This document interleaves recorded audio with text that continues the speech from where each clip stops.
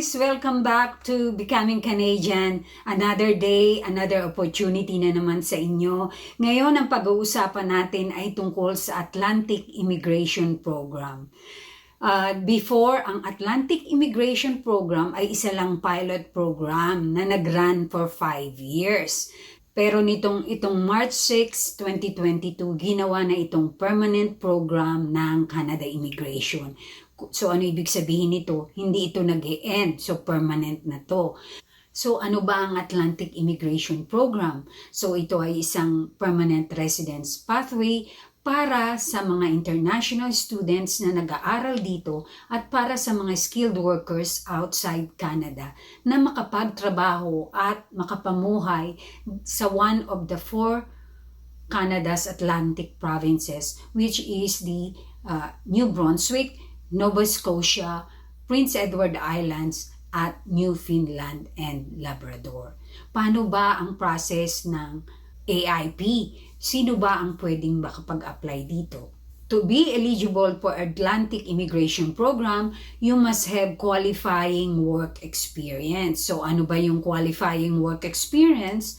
Kailangan in the last 5 years, nakapagtrabaho ka ng 1 year for the last 5 years. I'm glad na ginawa nila itong for the last 5 years dahil dati for the last 3 years lang. So kailangan ang experience mo ay nasa NOC Skill Type 0, A, B, and C. So yung mga NOCD hindi magiging applicable o hindi magiging eligible under the Atlantic Immigration Program. So kung wala ka namang qualifying work experience, dapat international graduate ka dun sa school na recognized dito sa Atlantic provinces of Canada. And also to be eligible, you should meet or exceed the educational requirements. So ano ba ang educational requirements? So kung ang job offer sa'yo ay nasa NOC 0 and A, dapat at least meron kang 1 year post-secondary education equivalent sa Canada kung from outside Canada ka. Kung ang job offer naman sa'yo ng employer ay nasa NOC B or C, dapat at least high school graduate ka equivalent sa education din ng Canada. Pero kung from outside Canada, kakailanganin mo ng Education Credential Assessment o yung tinatawag na ECA.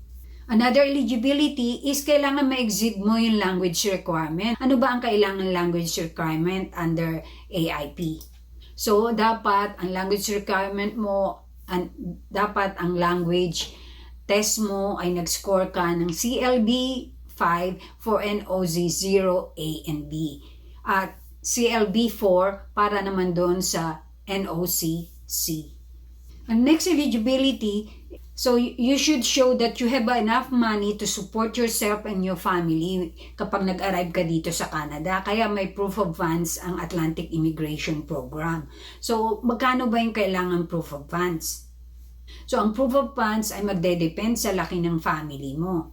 Ito ang dapat na proof of funds para sa Atlantic Immigration Program applicants. So kung nag-iisa ka lang, single ka, kailangan mo ng $3,303. Kung may kasama kang asawa, kailangan mo nitong $4,112 and so on and so forth. Kahit hindi sila sasama sa'yo, kailangan ito ang ang proof of funds mo. Pero guys, mababa na. Ito na ang pinakamababang proof of funds sa Atlantic Immigration Program.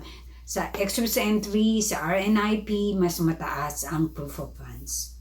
Yun ang mga eligibility requirements para pwede kayong mag-apply. Pero hindi ibig sabihin nun pag meron na kayo lahat nun ay ma-approve na kayo. Siyempre, kailangan nyo munang kumuha ng job offer sa 4 na Atlantic provinces na nasabi ko, which is Prince Edward Island, New Brunswick, Newfoundland and Labrador, and Nova Scotia.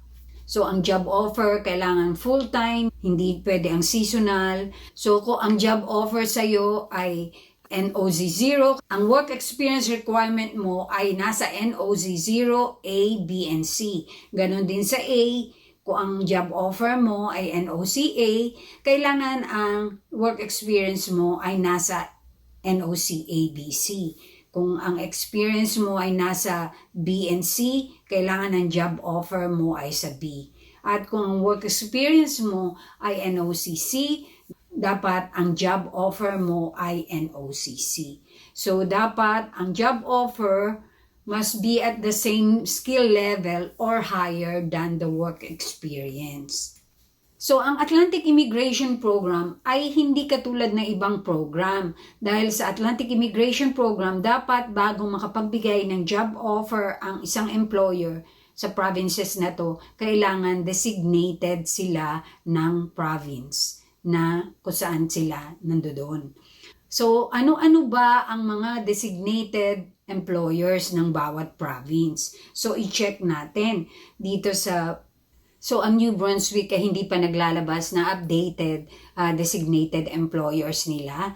So, guys, ito ang mga designated employers ng Prince Edward Islands.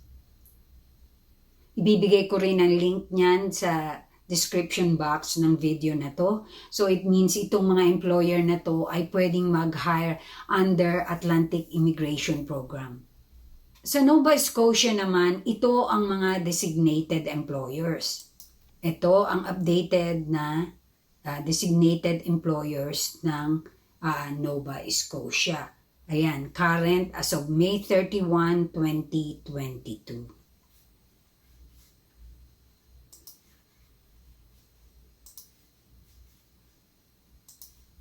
Ang designated employers naman ng Newfoundland and Labrador ay andito. Ayan. I-check nyo na lang, i-browse nyo na yan, marami yan at 159 employers ang designated ng Newfoundland and Labrador. So guys, ano ibig sabihin? Yung mga designated employers na yun ay allowed silang mag-hire ng foreign workers under the Atlantic Immigration Program. So ano ang mga kailangan yung i-gather na documents? Kailangan nyo ng language test, ng education credential assessment, proof of funds, at yung other documents ninyo.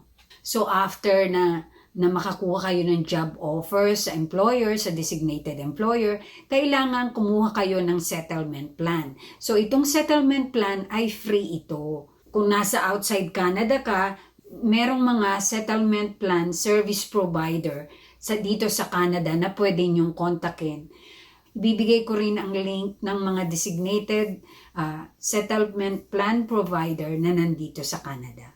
Tapos matapos kayong magkaroon ng settlement plan, magkakaroon na ng endorsement letter ang province sa inyo kung saan kayo nag-apply.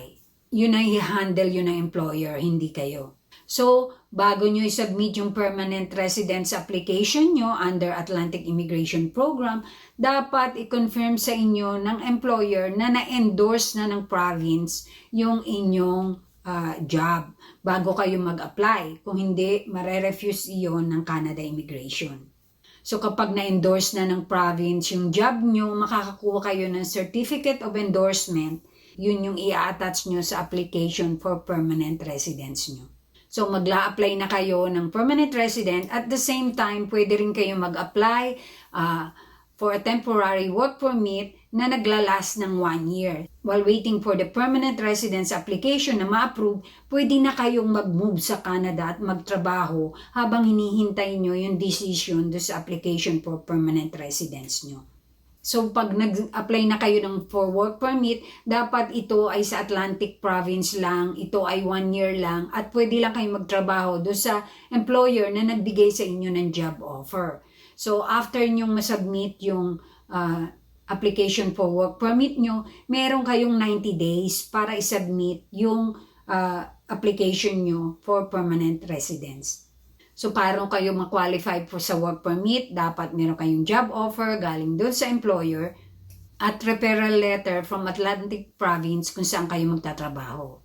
Sa pag-a-apply nitong temporary work permit para sa Atlantic Immigration Program, kailangan nyo na rin i-attach ang inyong language test at education credential assessment report. Not unless international student kayo, hindi nyo na kailangan yun. At dito sa Atlantic Immigration Program, pwede nyong isama yung spouses at yung mga anak nyo. So itong work permit under Atlantic Immigration Program ay ina-apply lang online. So yung application form and the process depends kung nasaan kayo. Ngayon kung nandito na kayo sa Canada as visitor at may nagbigay sa inyo ng job offer from Atlantic Province, ilalagay nyo pa rin na you are applying from outside Canada kahit nandito kayo dito sa Canada right now. Sa ngayon, ang Atlantic Immigration Program ay ang pinakamadali na pathway for permanent residence. At the same time, maliit lang ang magagastos nyo sa proof of funds unlike other permanent residence pathway ng Canada Immigration. So kung may question kayo regarding Atlantic Immigration Program, I advise na mag-comment na lang kayo sa video na to at I will try my best to answer your comments and questions. Dun sa bago sa channel ko, pa-hit na lang ang subscribe button and click the notification bell para lagi kayong ma-inform ng mga bago kong videos na magiging useful sa search nyo ng opportunities papunta dito sa Canada.